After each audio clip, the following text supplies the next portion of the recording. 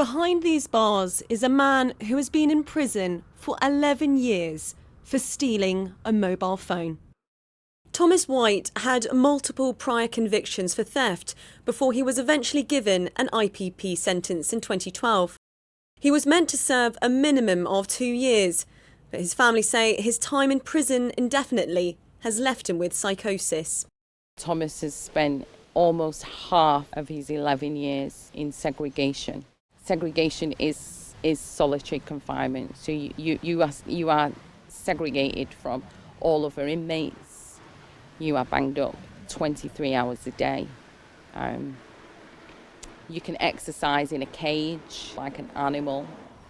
My brother didn't hear voices or have hallucinations before this sentence. And in his psychiatrist's report says that the IPP has been the cause of his hallucinations and his voices. Thomas has a 13-year-old son who has never met his father. The family say the prisons have never approved visits for them both. It's not really fair in my opinion, because all my cousins and all my other family members, even ones that are my age, are allowed to go see my dad, but I'm not allowed to. IPPs, or imprisonment for public protections, were designed to be given to serious offenders whose crimes didn't warrant a whole life sentence. Offenders would be given a minimum term they would serve in prison, but no maximum.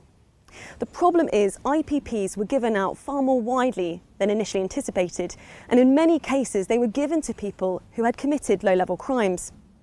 Many of these people have been in prison well beyond the minimum term they were meant to serve, and they often feel they have no hope of being released.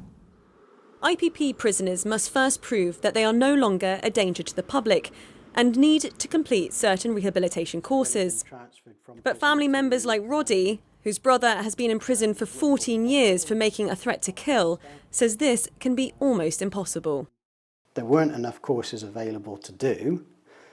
And when courses were available with slots on them, the prisoners were actually fighting amongst themselves and sabotaging each other so that they could get on these courses to prove to the parole board that they're safe to be released. The plight of IPP prisoners has been criticised by the European Court of Human Rights and now by the UN. I do think this is one of the most scandalous stories in the British justice system in a long while. The psychological effects on the individuals would amount, in my opinion, depending on an individual assessment, to psychological torture.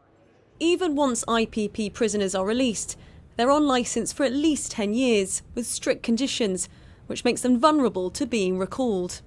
I do pack a bag every week to go to probation because you always feel like you're going to get caught short and get recalled, even though you're not involved in anything. Anthony was released from prison in February after serving 16 years for a threat to kill. He's been recalled 3 times previously.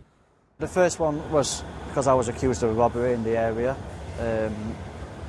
They actually got the lad what did it a few days after my recall, so I got put back in custody for that. All charges were clearly dropped against me, but again I had to wait another 9 months. When I see a prison van going past me, or when I go past a police station, or I see a cop car, sometimes I go, they're coming for me. Now there's no justification for that whatsoever. The lows you go to when you start thinking that I've attempted suicide 3 times. You know, I got to such a point where I was like, I don't want to live no more. This, with this thing's literally become a death sentence for some people. IPPs were introduced by Labour's David Blunkett when he was Home Secretary, something which he now regrets. We've now got more people in prison on IPP because they've been recalled from their licence conditions than we have who have never been released. And we're going to reach a very silly situation where, for very small reasons, the recall conditions end up with a very, very large cohort who simply go in and out, the revolving door. That has to be broken. Otherwise, people just don't have the chance to restore their lives. For the families of IPP prisoners, there is some hope, as MPs are putting forward an amendment in the forthcoming Victims and Prisoners Bill calling for IPP prisoners to be resentenced. The question is whether Justice Secretary Alex Chalk will now back it.